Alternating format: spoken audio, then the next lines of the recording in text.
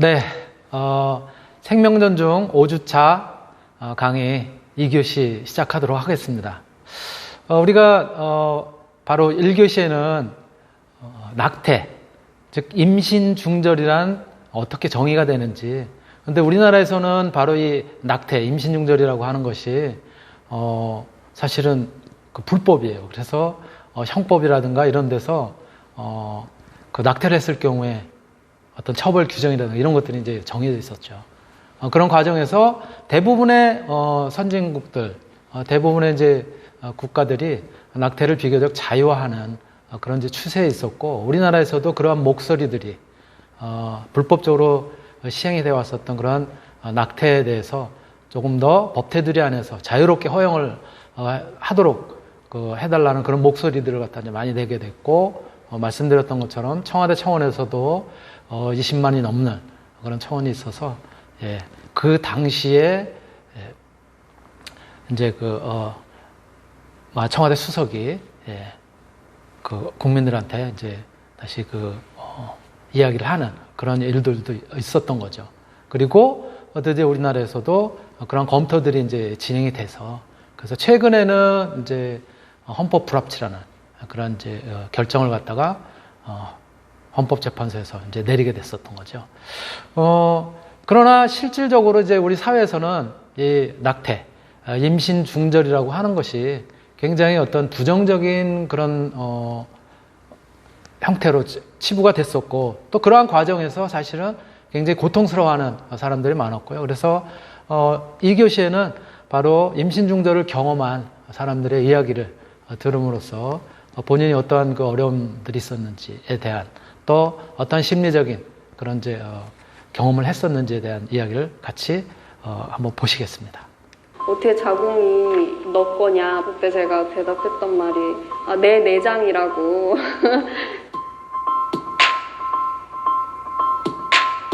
내가 내 몸에서 일어나는 일을 통제할 수 있고, 한 사람의 몸이 도구화되지 않을 권리. 그때 당시에 애인이 무슨 시험을 준비하고 있었는데 잠수를 탄 거예요. 계획했던 작업들, 어떤 행사들, 이런 것들을 다 중단할 수밖에 없었어요. 그래서 몇 주 동안 완전히 삶이 중단되는 느낌이 드는 거예요. 더 힘들었던 건 좀 이야기하지 못하는 것에서 오는 고립감 때문에 되게 힘들었던 것 같아요. 병원을 갔는데 그 병원을 찾은 것도 그 병원이 아니면 다른 선택지가 없었거든요. 정보도 부족했고 비용도 또 만만치 않았어요. 현금으로. 이게 또 내 문제만이 아니고 제 주변에도 저희 언니도 그렇고 친구들, 저희 어머니도 다 낙태 수술 경험이 있는데 개인 여성에게만 다 책임으로 전가가 되고 있는지 좀 공론화를 하고 싶었어요. 글을 공개하고 싶었는데 되게 많은 여성들이 저한테 저도 그런 경험이 있다고 메시지도 오고 댓글도 남기고 또 문의하는 분들도 많았어요. 자기도 임신한 것 같은데 병원 정보 좀 알려달라고. 먼 지역에 있는 분들도 왜 이거를 책임지는 국가는, 법은 어디 갔지? 이런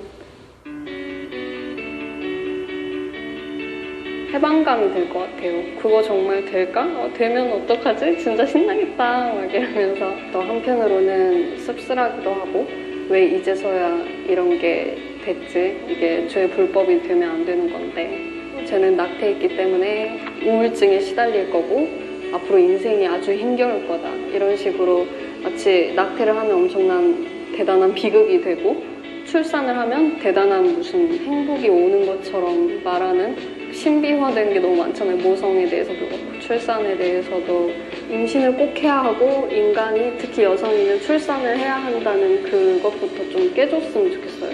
어렸을 때부터 너는 출산을 하고 싶니? 안 하고 싶다면 안 할 수 있게 해주는 방법을 알려주고, 피임에 대해서도 좀 더 다양한 피임 방법들, 여성뿐 아니라 남성들에게도 쉽게 누구나 구할 수 있는 사후피임약이 있었으면 좋겠고, 사실 저도 피임의 실패로 인해서 나오게 된 아이고 그러니까 부모도 준비가 안 된 상태에서 아이를 낳게 되고, 수많은 어머니들이 경력 단절이 된 상태에서 자신이 정말 하고 싶은 것도 못하고 옛날처럼 임신했으니까 난 이제 인생이 끝이야 하면서 오는 게 아니라 임신을 중단하는 것이 당연한 것처럼 받아들여졌으면 좋겠어요. 내 몸을 통제하는 일이니까.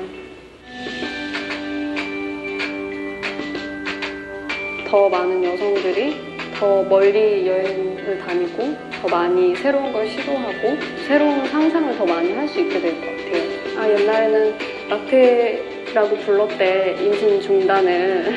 그리고 낙태 수술이 불법이었대, 그게 죄였대 이러면서 놀릴 수 있는 그런 미래가 빨리 왔으면 좋겠어요.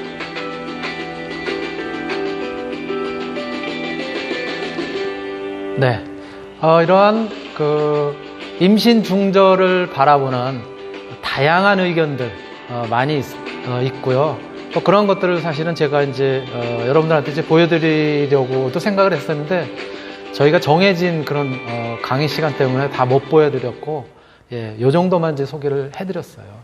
사실은 이 임신 중절, 낙태라고 하는 것은 원하지 않는 임신, 그죠? 원하지 않는 임신이라는 것이 사실은 그러니까 사랑하는 사람과의 사이에서 임신을 진정으로 이제 아이를 원해서 이제 하는 그런 임신이 아니라 예기치 않게 다가오는 그런 경우들이 사실은 많을 수 있거든요.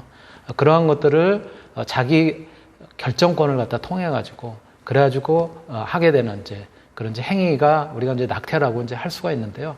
이런 여러 목소리들이 등장을 하게 되고 정부에도 건의를 하고 그리고 헌법소원이라든가 이런 것들을 갖다 지속적으로 이제 그동안 해온 결과 결국 우리 헌법재판소에서도 이제 판결을 갖다 이제 내리게 됩니다. 그게 바로 작년 4월이었었어요. 한번 같이 그때 당시에 뉴스 보실게요. 예, 시청자 여러분, JTBC 뉴스룸을 시작하겠습니다. 낙태죄는 합헌이다! 낙태죄는 해제하라! 자기 낙태죄 조항은 헌법에 위반됩니다. 1953년에 생긴 낙태죄가 66년 만에 바뀌게 됩니다. 헌법재판소는 낙태를 처벌하는 형법이 여성의 자기결정권을 침해한다고 판단했습니다. 낙태를 할지 말지 여성 스스로 정해야 한다는 것입니다. 그러면서 2020년까지 법을 바꾸라고 했습니다. 그동안의 여성들은 아시는 것처럼 원하지 않는 임신을 하고도 숨어서 낙태 시술을 받고 그러다 생명을 잃는 위험에 처하기도 했습니다. 다만 오늘 헌재 결정을 놓고 한쪽에서는 태아의 생명권이 우선이라는 목소리도 계속되고 있습니다. 먼저 강버들 기자의 보도. 헌법재판소는 여성의 자기결정권에 무게를 뒀습니다. 10달의 임신기간 그리고 출산 과정에서 위험을 감수한다는 점을 강조했습니다. 또 20년 가까이 신체적, 정신적 노력을 요구하는 양육기간도 거론했습니다. 여성이 임신을 유지 또는 종결할 것인지를 결정하는 것은 깊은 고민을 한 결과를 반영하는 전인적 결정입니다. 이에 따라 헌재는 2020년 12월 31일까지 모든 시기에 낙태를 처벌해 자기결정권을 과도하게 침해하는 현행법을 고치라고 했습니다. 연간 5만 건의 낙태가 이루어지지만 처벌은 거의 없어 법이 사실상 사문화됐다는 점도 반영했습니다. 다만 헌재는 여성의 자기결정권과 태아의 생명권 중 어느 하나를 희생할 건 아니라고 했습니다. 둘을 조화롭게 실현할 방법을 찾아야 한다고 강조했습니다. 헌법 불합치 의견을 낸 7명과 달리 합헌 의견을 낸 조용호, 이종석 재판관은 불편 요소를 제거하는 시류의 편승에 낙태를 허용하면 우리 역시 고려장 등의 이름으로 제거 대상이 될 수 있다고 우려했습니다. JTBC 강버들입니다. 네, 이러한 이제 헌법재판소의 이제 판결이 나왔고요. 그것을 조금 더 내용이 어떤 건지에 대해서 분석을 한 그런 또 다른 뉴스가 있습니다. 헌법재판소는 7년 전 낙태죄에 대해서 합헌 결정을 내린 적이 있습니다. 4대 4였습니다. 그 당시에도 겨우 합헌이 유지될 정도였는데 그 사이에 이렇게 사회적 인식이 바뀐 겁니다. 오늘 헌재 결정문에 이 같은 달라진 인식이 담겨 있습니다. 김채린 기자가 전해드립니다. 헌재는 낙태 처벌 조항이 도를 넘었다고 밝혔습니다. 일정한 예외를 제외한 모든 낙태를 전면적이고 일률적으로 범죄로 보는 현행법. 헌재는 이 조항이 태아의 생명권에만 절대적인 우위를 부여하고 임신한 여성의 자기결정권을 지나치게 침해한다고 판단했습니다. 과도한 제한이 아니라는 7년 전 판단과 달라진 부분입니다. 헌재는 특히 현행법이 낙태가 필요한 사회적, 경제적 사유를 살피지 못했다며 다양한 예를 들었는데요. 누군가는 소득이 부족할 수도, 자녀 여럿을 키울 여력이 안 될 수도 있다는 겁니다. 임신한 여성이 다양하고 광범위한 고통을 강제당하고 있다며 경력 단절 문제까지 언급했는데요. 결국 여성의 자기결정권을 보장하려면 낙태의 허용 사유를 넓혀야 한다는 전향적인 판단입니다. 단 조건이 있습니다. 22주. 적어도 임신 22주까지는 낙태가 허용될 여지가 있다고 밝힌 건데요. 이유는 이렇습니다. 태아가 헌법상 생명권의 주체라는 건 부정하지 않는다. 단 의학적으로 태아가 인간에 가까워졌다고 인정되는 단계는 혼자 살아남을 수 있는 22주 내외부터라고 할 수 있다. 22주 이후로는 원칙적으로 낙태를 제한하되 그 전까지는 허용할 수 있다는 기준을 제시한 겁니다. 또 단순 위헌 의견을 낸 3명의 재판관은 안전한 낙태가 가능한 임신 14주까지는 여성의 자기결정권을 완전히 보장해 낙태를 처벌해서는 안 된다고 덧붙였습니다. 헌재는 낙태죄의 효력을 바로 없애는 단순 위헌이 아닌 헌법 불합치 결정을 내렸는데요. 단순 위헌 결정을 하면 당장 모든 낙태를 처벌할 수 없게 돼서 법의 공백이 발생한다는 게 이유입니다. 또 헌재가 22주로 제시한 낙태 결정 가능 기간도 입법권자가 최종 결정해야 한다는 판단입니다. KBS 뉴스 김채린입니다. 네. 이렇게 당시에 헌법재판소에 의한 낙태 헌법 불합치라고 하는 결정을 내리면서 그에 대한 해석들을 갖다 같이 한번 우리가 이제 들어봤죠. 바로 이러한 헌재 낙태 자기결정권 한도를 갖다가 제시를 한 것은 굉장히 의학계 또 그리고 어떤 전문가들의 의견을 갖다가 굉장히 반영을 한 그런 비교적 합리적인 결정이라고는 그런 이제 해석들이 많이 있었던 것이죠. 특히 초기인 임신 초기인 14주, 14주를 거의 대부분의 재판관들이 이때까지는 비교적 자기 결정권을 갖다가 존중을 해야 된다라고 하는 의견을 냈었던 거고요. 또 22주가 바로 뭐냐면은 헌법 불합치 의견을 갖다가 이제 냈었던 재판관들의 의견으로는 낙태 자기 결정권 이제 한계점이다. 그렇게 이제 이야기했었던 것은 낙태 가능 기간을 22주라고 판단한 건 아니지만 의학적으로 봤을 때도 22주 이상이 되면은 이제 독자적으로 예를 들어서 출산을 하더라도 독자적으로 생존이 가능한 그런 기간이다라고 하는 것들을 두어서 이런 이제 의견을 냈었던 거고요. 바로 지금 말씀드렸던 것처럼 22주라고 하는 것이 태아가 독자적으로 생존 가능한 그런 시점이다라고 하는 의학계의 일반적인 의견을 갖다 이제 따랐었던 거죠. 바로 이러한 이제 배경에서 그 헌법 재판소가 그 헌법 불합치 낙태죄라고 하는 죄는 우리 앞에서 살펴봤었잖아요. 형법 269조, 270조에서 낙태를 갖다가 시술하거나 또는 낙태를 갖다가 요청을 한 그 임산부에게 이제 처벌 조항을 갖다가 두었었잖아요. 근데 그런 것들이 헌법 불합치다라고 하는 이제 결정을 내렸었던 거죠. 예. 그래서 요 판결이 나오고 난 이후에 바로 검찰도 이제 그에 따른 결정을 존중하는 차원의 그런 이제 의견들을 갖다가 바로 검찰 내부에 이렇게 이제 전달을 하게 됩니다. 같이 한번 보실게요. 헌법재판소의 낙태죄 헌법 불합치 결정에 따라 검찰이 임신 12주 이내에 낙태를 한 경우 기소 유예 처분을 내리기로 자체 처리 기준을 마련했습니다. 다만 태아의 생명권을 우선할 필요가 있는 경우에는 원래대로 유죄를 부여하도록 했습니다. 정세배 기자입니다. 원치 않는 임신을 했다가 낙태를 한 미성년자 A양. 원래대로라면 A양은 재판에 넘겨졌겠지만 최근 검찰은 A양에게 기소 유예 처분을 내렸습니다. 대검찰청이 지난달 새롭게 만들어 일선 검찰청에 내려보낸 낙태 사건 처리 기준에 따른 것입니다. 검찰은 먼저 임신 기간이 12주 이내이고 사회 경제적 사유가 명확할 경우 기소 유예 처분을 내리기로 했습니다. 임신 기간이 12주에서 22주까지이고 낙태 사유에 논란이 있을 경우에는 법안이 마련될 때까지 시한부로 기소 중지 처리하기로 했습니다. 검찰의 이 같은 기준 마련은 앞서 올해 4월 헌법재판소가 낙태죄에 대해 헌법 불합치 결정을 내린 데에 따른 것입니다. 예외 없이 임신의 유지 및 출산을 강제하고 이를 위반한 경우 형사처벌을 하고 있습니다. A양의 사례는 헌재의 결정 이후 첫 사례입니다. 검찰은 해외에서도 임신 12주 이내라면 사유를 묻지 않고 낙태를 허용하는 점을 참고했다고 설명했습니다. 실제로 프랑스나 독일 등 일부 유럽 국가에서는 이 기간 동안 인부의 요청만 있으면 합법적으로 낙태를 할 수 있습니다. 검찰은 재판 중인 사건의 경우에도 선고유예를 구형하겠다고 밝혔습니다. 다만 태아의 생명권을 우선할 필요가 있거나 상습적으로 낙태 시술을 한 의료인에 대한 사건은 원래대로 유죄를 구형하겠다고 덧붙였습니다. KBS 뉴스 정세배입니다.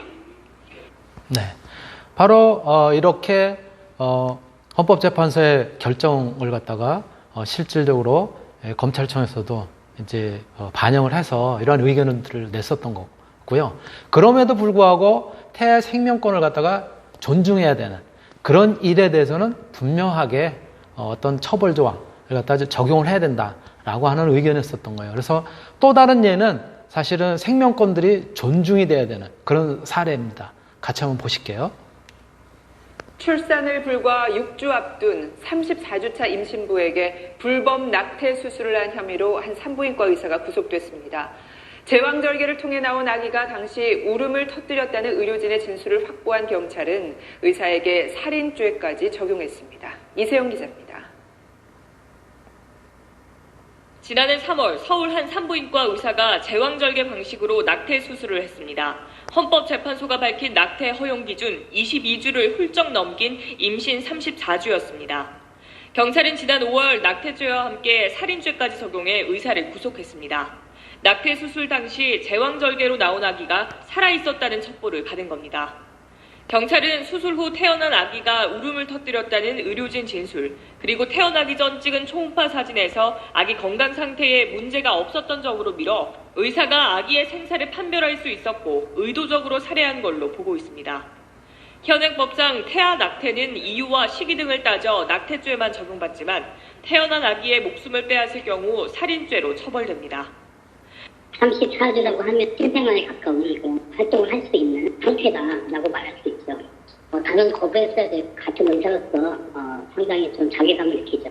하지만 해당 의사는 아기를 고의로 살해한 건 아니라며 혐의를 부인하고 있는 걸로 전해졌습니다.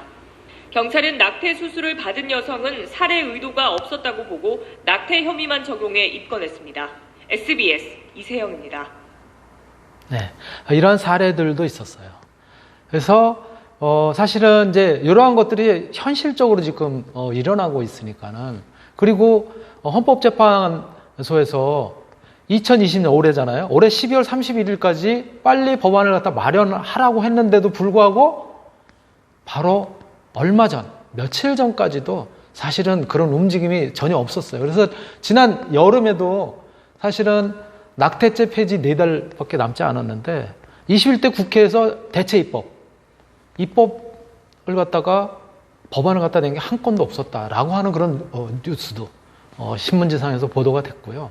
또 20대 국회에서는 그러니까 작년 4월 11일에 헌법재판소 판결이 있은 이후에는 사실은 굉장히 여러 건들의 입법 발의가 있었거든요. 그럼에도 불구하고 계속 이제 4달밖에 남지 않았는데, 물론 그 과정에서 어떤 보건복지부라든가 또 여성가족부라든가 움직임을 계속 이제 가지고는 있었거든요.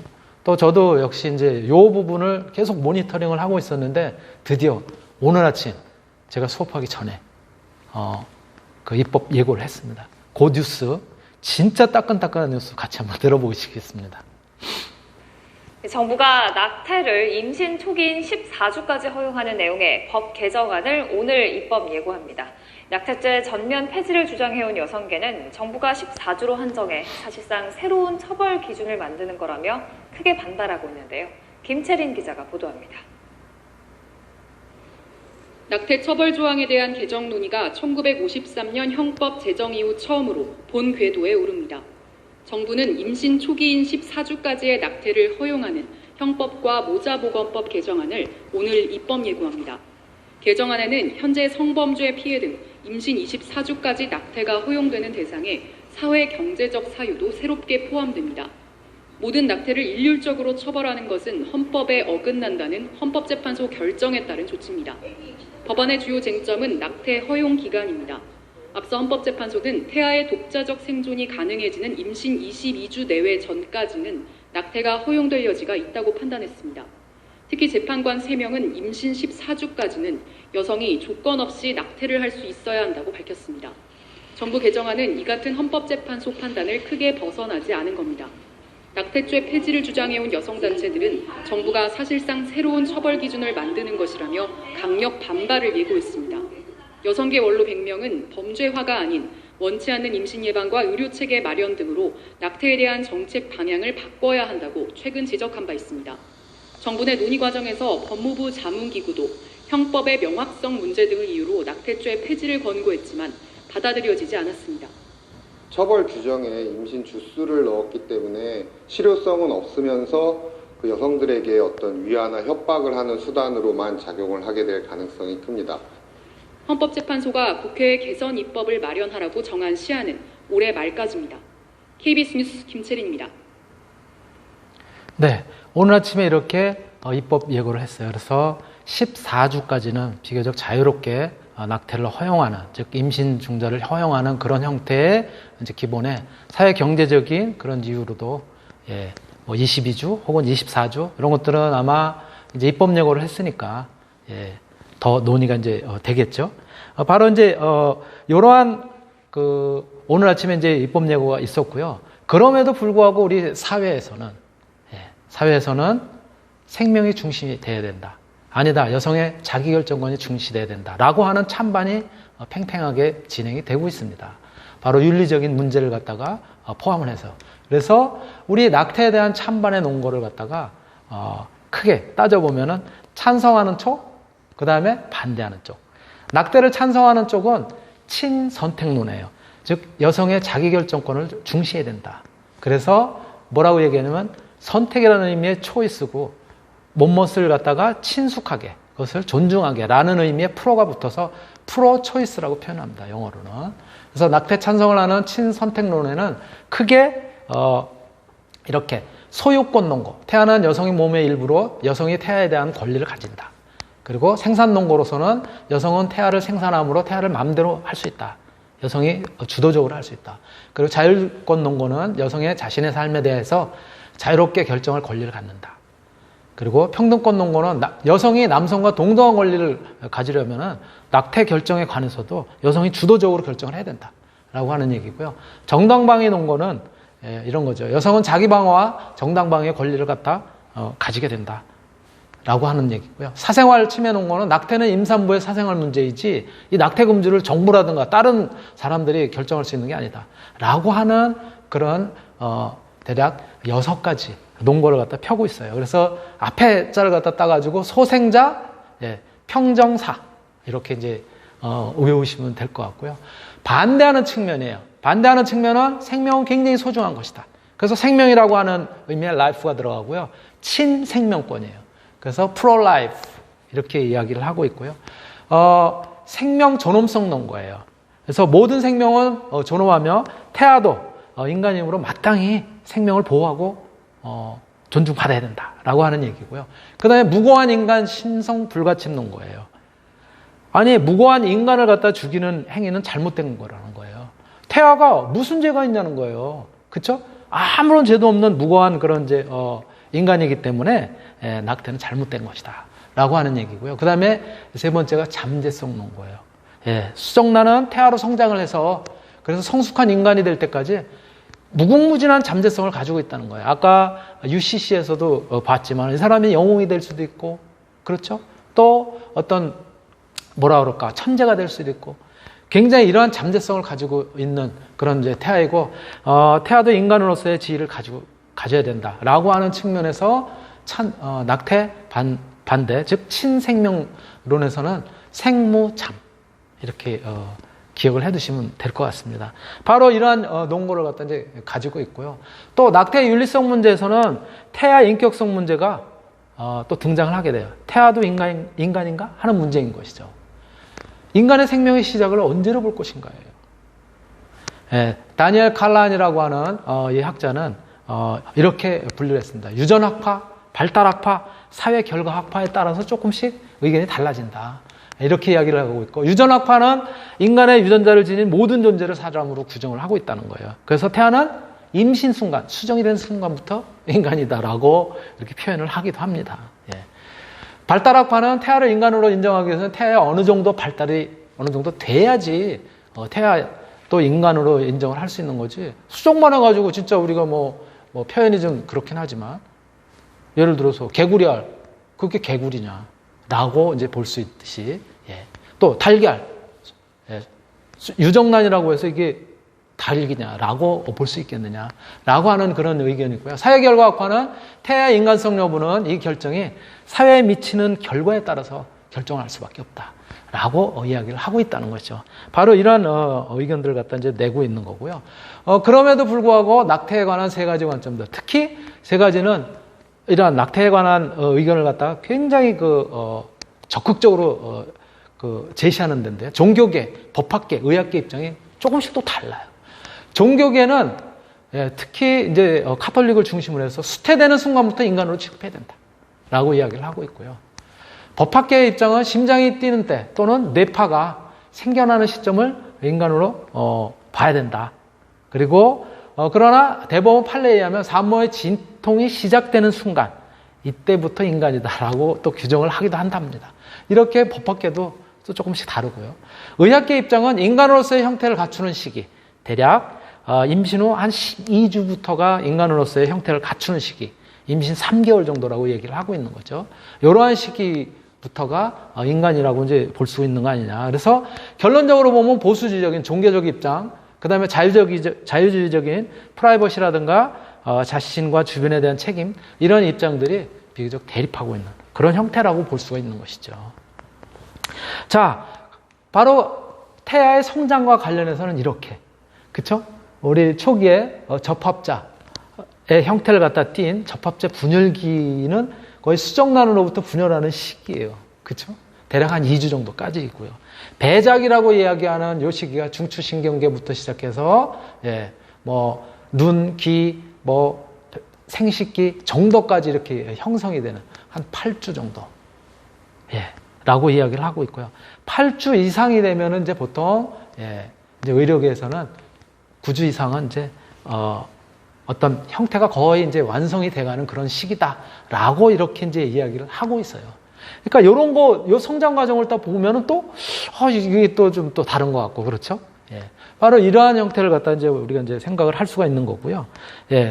이러한, 낙태 합법화와 관련된 그런 문제점들은, 생명윤리 문제를 갖다가 우리가, 잘 고민을 해야 될 필요성이 있고, 또 실질적으로 우리 사회에서도 그러한 부분들에 있어서 짓밟히는 여성의 모성성을 갖다 우리가 중심으로 다뤄야 될 것이냐, 아니면 생명윤리의 문제를 갖다가 중심으로 다뤄야 될 것이냐, 또 사회제도의 발전을 저해하는 문제가 무엇인지, 그래서 생명윤리의 문제, 여성의 모성성, 사회 발전을 갖다가 저해하는 요소가 무엇인지를 골고루 잘 우리가 고민을 하고 그래야 되지 않겠느냐라고 이제 이야기를 할 수가 있는 것이고요.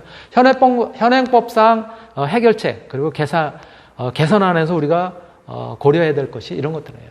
남아선언서상 낙태 권리획 등 및 대책, 그다음에 미혼 여성의 낙태, 청소년의 어떤 성 문제, 유흥 접객업소의 종사자의 문제, 그리고 또 의료 윤리상의 문제, 이런 것들을 골고루 다 다루어서 우리가 합의점을 찾아야 될 것이다. 지금 이제 입법 예고를 했으니까 그런 부분들에 대한 그런 이제 고민들을 해야 되겠죠.